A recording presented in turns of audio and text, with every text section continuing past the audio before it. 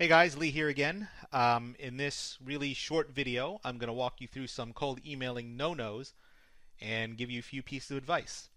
So first thing is don't be wimpy when you're addressing your prospects. Okay, don't apologize for interrupting them. If you were to do that, you're just going to put yourself in an unfavorable position. Position yourself as weak and subservient. So don't be wishy-washy. Don't nothing like that. So next is don't use corporate speak. You need to be conversational in your emails. If your language is too stuffy or too formal, you run the risk of putting off your prospect. Um, just get straight to the point using a conversational tone, because emailing from your company email address that already includes your title and the signature and all that. You're already providing all the context they need, so don't waste any of your sentences to start a conversation by focusing on yourself. Pay more attention to really how your prospect can benefit from working with you. Next is don't send the same message to more than one person. In other words, don't carbon copy anyone. If you're going to send the same email, if you have to send that same email to two people in the same company, send separate and personally crafted messages.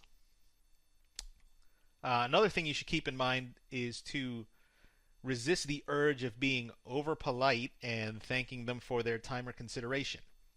That, again, is a signal of sort of weakness and desperation.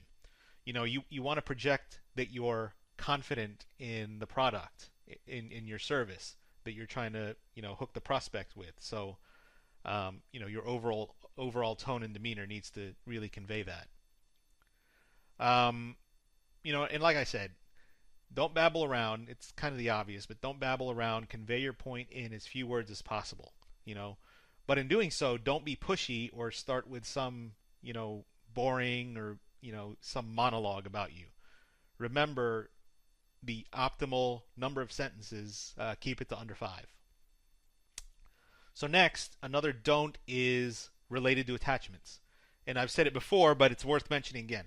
Don't attach anything to the email. For one, they won't open it if they don't know you. They'll think it's spam. And two, an attachment shouldn't do the explaining about what you can bring your product or service in the first place. Um, don't let don't let an attachment, don't do a document do the selling for you.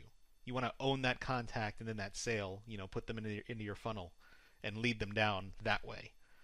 Um, you should also pay attention to not confuse the prospects with multiple calls to action or mixed messages. But instead, stick with one objective and one specific call to action. That's what works best, is just be specific and precise.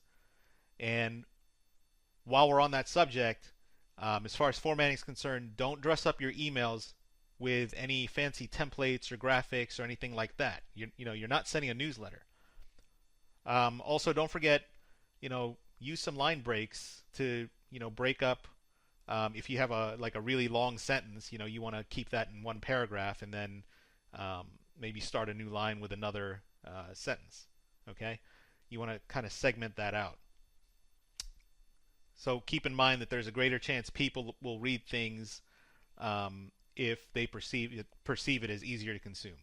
Okay, so that's about it for the don'ts. We've covered the whole story about crafting your message. Now we're going to be ready to send it. So we'll see you in the next video.